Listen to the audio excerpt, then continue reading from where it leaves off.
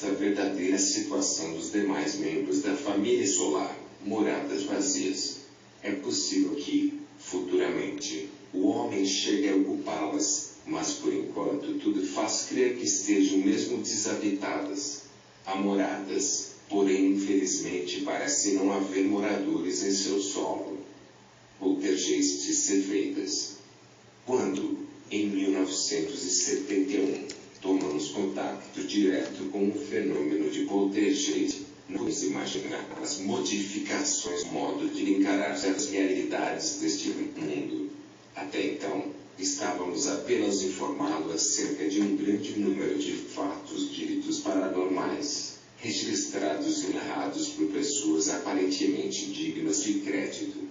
Havíamos lido ou ouvido seus relatórios e descrições. Inteiramos-nos, também, das críticas feitas a muitos desses observadores. A maioria delas visava invalidar seus testemunhos. Alguns utilizavam-se mesmo de argumentos capciosos que atingiam a reputação dos autores e não a plausibilidade de seus relatos. A anterior experiência neste campo era mais subjetiva do que objetiva, mas suficiente para permitir uma conclusão pessoal. Inclinávamos-nos a crer na existência dos fenômenos paranormais. Chegamos até a formular hipóteses de trabalho a respeito do mecanismo causal de alguns deles. Mas há uma profunda diferença entre o crer e o conhecer. A crença geralmente resulta da informação partida de uma fonte na qual confiamos plenamente. O acreditar pressupõe certa dose de fé naquele que informa, ou na aceitação racional das proposições apresentadas sob um aspecto que acreditamos ser rigorosamente lógico. O conhecimento surge do processo gnoseológico no qual está implícito o fato. O conhecimento não depende da fé. Ele pode, inclusive, contrariar as nossas crenças ingênuas ou racionais. E possível que, diante de um fato, venhamos a encontrar diferentes interpretações concernentes à sua explicação, à sua natureza e mesmo à sua realidade. Há muita gente que não acredita naquilo que vê. A precariedade do testemunho humano é fato conhecido de todos. Mas referimos-nos àqueles eventos passíveis de registros físicos ou cuja evidência nós somos levados a admitir. Do primeiro poltergeist que observamos, prosseguimos em intensa pesquisa desses fenômenos. Participamos de uma equipe que, atualmente, tem mais de 30 desses casos catalogados e apoiados em minuciosa investigação. O acervo de evidências transformou nossa crença em convicção.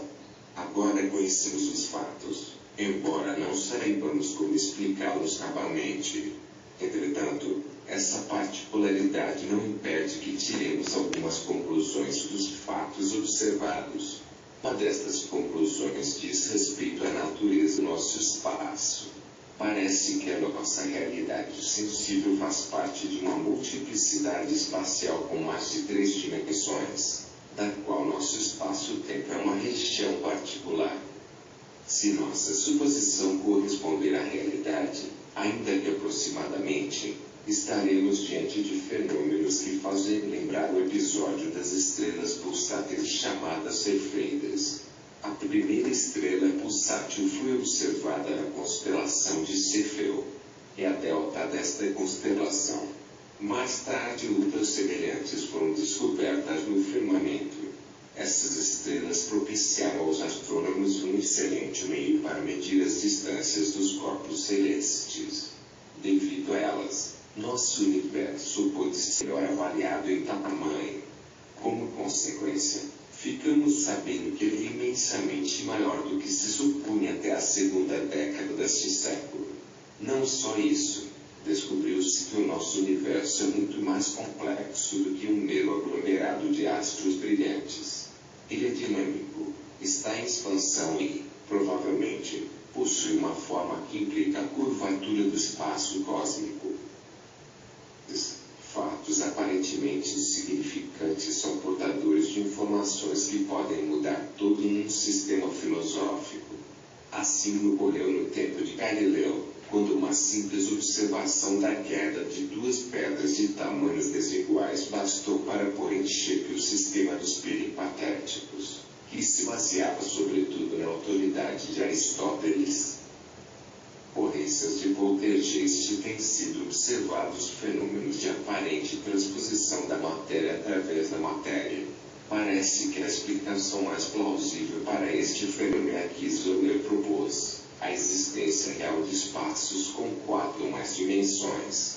Zorner, 1908 e 1966. Esta é uma hipótese que, se estiver de acordo com a realidade, poderá ter consequências imprevisíveis relativamente ao nosso atual conhecimento da natureza. Então, as ocorrências de transposição da matéria através da matéria, observadas em alguns fenômenos paranormais, serão tão importantes quanto as estrelas pulsadas chamadas refeitas. Em base dos fenômenos de transposição e da hipótese de Zorner, poderemos postular a possibilidade de existirem inúmeros espaços paralelos contendo mundos como o nosso. Como consequência, o universo tornar-se-á infinitamente maior do que já nos parece ser. Paralelos. Poltergeists revelam muitas coisas além do que mencionamos. Alguns deles fornecem evidências de que seres incorpóreos e inteligentes podem, em certas circunstâncias, atuar fisicamente na matéria. Há casos em que deixam marcas indeléveis da sua atuação, produzindo, por exemplo, a combustão espontânea de objetos inflamáveis. Esses agentes normalmente são invisíveis à maioria das pessoas, mas podem ser percebidos por certos sensitivos. Seus efeitos revelam características típicas de seres inteligentes e até maliciosos.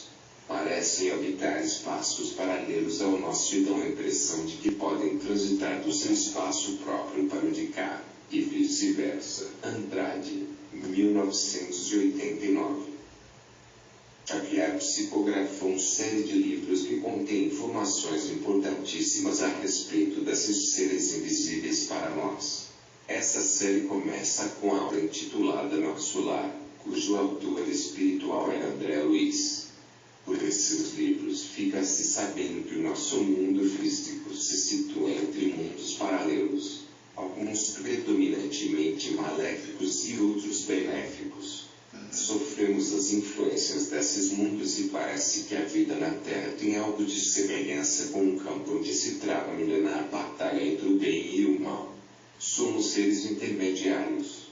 A vida física deve ser um centro de aprendizado onde se forjam os futuros seres benéficos. Xavier, 1943 a 1957. A reencarnação é um processo natural que permite aos habitantes das duas facções irem se aperfeiçoando através do contato mais direto entre os bons e os maus. Depois de um número considerável de renascimentos, o ser resultante do purilamento não precisa mais habitar um corpo material. Bastará para ele o corpo espiritual, mais sutil e menos sujeito aos percalços e sofrimentos próprios dos corpos perecíveis de matéria. Nessa situação eles poderão viver indefinidamente em mundos paralelos aos mundos físicos. Os mundos físicos prestar-se-ão como suportes gravitacionais dos seus envoltórios hiperespaciais. Hipótese talvez explique a razão de existirem tantos planetas atualmente desabitados. Entretanto, na realidade, eles poderão estar rodeados hiperespacialmente de cidades e seres feitos de outro tipo de matéria, a qual André Luiz chama de matéria mental e outros autores dão o nome de matéria psi. Andrade, 1986. Ciências recentes de transcomunicação instrumental com planos extrafísicos estão revelando a plausibilidade da existência desses presumíveis mundos paralelos. O objetivo desta obra é justamente informar acerca desse tipo de comunicação. Todavia, antecipamos ao leitor que a transcomunicação instrumental a qual nos referimos já foi tentada há muitos anos e está sendo recentemente bastante aperfeiçoada. Bem antes de conseguir-se a atual transcomunicação instrumental, outras formas de comunicação com seres inteligentes habitantes de mundos realizadas. Infelizmente, devido à raridade e dificuldade desse tipo de intercâmbio, bem como em consequência do desenvolvimento e do êxito da ciência e das escolas filosóficas materialistas, a transcomunicação foi perdendo o devido interesse por parte de grande parcela da humanidade. Recentemente, achamos-nos de posse de uma instrumentação mais desenvolvida graças ao avanço da eletrônica. Esse fato tem permitido obter-se, com maior segurança independentemente da intermediação humana, mediunidade, comunicações em dois sentidos com inteligências pertencentes aos planos extrafísicos, que se dizem habitantes de mundos paralelos aos da matéria comum. Nos capítulos, iremos esboçar um ligeiro histórico da transcomunicação natural ocorrida no passado. Tentaremos mostrar que, desde os albores da humanidade até agora, a transcomunicação sempre foi praticada pelos homens. Verificaremos que a iniciativa desse intercâmbio parece ter se originado dos seres inteligentes habitantes daqueles mundos paralelos. Comunicação, TC. Nós não estamos analisando um fenômeno, mas sim um conceito, e por conseguinte o uso de uma palavra. Wittgenstein, em Talbot, 1981, página 9. O que é a transcomunicação? Cábulo transcomunicação é composto por dois termos, trans, do latim, significando para além de, através de, e comunicatione, significando o ato de emitir, transmitir e receber informações. Desta obra, a palavra transcomunicação terá um significado particular de comunicação com seres ou consciências originárias ou situadas fora do nosso espaço-tempo, ou melhor, da nossa realidade física normal. Devido à dificuldade de estabelecer-se uma definição absolutamente precisa, vamos tentar esclarecer a nossa explicação inicial, dando exemplos que facilitem ao leitor compreender melhor o significado que estamos atribuindo à palavra transcomunicação. A fim de agilizar a nossa escrita, adotaremos a sigla TC, em substituição ao vocábulo transcomunicação. Exemplo bem comum de TC é a comunicação de um desencarnado, através de um médium. Portanto, o mediunismo é uma forma de TC.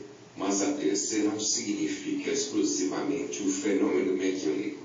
A TC, ao contrário do mediunismo, nem sempre implica a intermediação humana no ato da comunicação, porque a TC pode ser realizada diretamente por meio de objetos ou instrumentos inanimados.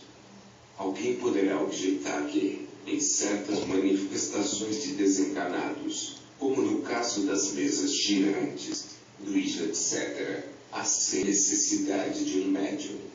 Neste particular, deve notar-se que a palavra médium sofreu aí uma ampliação semântica. Ela tem sido usada indiferentemente em lugar de intermediário, que é o seu real significado, e também de agente psicocinético. Esta última designação seria a mais adequada, caso se adotasse a tese reducionista da parapsicologia ortodoxa, segundo a qual os movimentos da mesa ou da Ouija se devem exclusivamente ao agente tido indevidamente como intermediário de supostos comunicadores incorpóreos. Para aqueles que aceitam a ação dos referidos comunicadores incorpóreos, o chamado médium é na realidade um epicentro fornecedor da substância ou energia necessária para os agentes atuarem sobre os objetos materiais. Nesse caso, a terceira é direta entre os comunicadores e aqueles que recebem a informação. Casos em que a informação é assim transmitida diretamente dos agentes extrafísicos para os que recebem a mensagem, não ocorre uma intermediação por parte do indivíduo que apenas funciona como doador da substância, ou energia, indispensável a DC. Seu papel é de mero propiciador dos meios físicos necessários à entidade comunicante, para que ela consiga manifestar-se em nosso espaço físico e ser assim percebida. Não se trata, pois, de uma operação mediúnica, se quisermos precisar rigorosamente o valor semântico do vocábulo médium. Não intencionamos condenar o uso indiscriminado do termo médium, para significar a pessoa que, de uma forma ou de outra, propicia a TC. Apenas objetivamos deixar claro que, não obstante o hábito instituído desta denominação genérica, os fatos pedem uma distinção precisa dos valores semânticos pertencentes às palavras em questão. A fim de tornar mais exata a nomenclatura a ser usada, vamos adotar o expediente de justapor um sufixo à sigla TC, que possibilite distinguir-se a modalidade de transcomunicação a que estaremos nos referindo. Desse modo, quando se tratar de uma transcomunicação rigorosamente transmitida através de um médium, usaremos a sigla TCM, significando transcomunicação mediúnica. Outra categoria de intercâmbio de informação seria a comunicação com os supostos seres extraterrestres. Embora a ciência não reconheça a existência de evidências suficientes para apoiar definitivamente a crença na efetividade dos seres extraterrestres, isto é, de seres inteligentes oriundos de outros orbes pertencentes a sistemas planetários situados além do nosso Sol, inclusive em outras galáxias e capazes de comunicar-se conosco, ela não exclui totalmente tal possibilidade. Há projetos oficiais de escuta cósmica em países desenvolvidos, visando captar eventuais sinais enviados de presumíveis civilizações extraterrestres, que teriam alcançado o suficiente nível técnico capaz de permitir seu intercâmbio com outras comunidades semelhantes. Morrison, John e Wolf, 1977. Caso ocorram comunicações com seres inteligentes oriundos do nosso próprio universo, por conseguinte presentes ao nosso sistema espaço-tempo, tais intercâmbios não seriam propriamente transcomunicações. Seriam simplesmente comunicações convencionais, como as que se efetuam, por exemplo, entre as sondas espaciais e os centros de controle desses engenhos. A única diferença estaria na emissora dos sinais. Em lugar das ondas espaciais, existiriam aparelhos ou estações emissoras, construídos pelos eventuais entes, caso eles existissem e estivessem também tentando comunicar-se com outros seres inteligentes do nosso universo.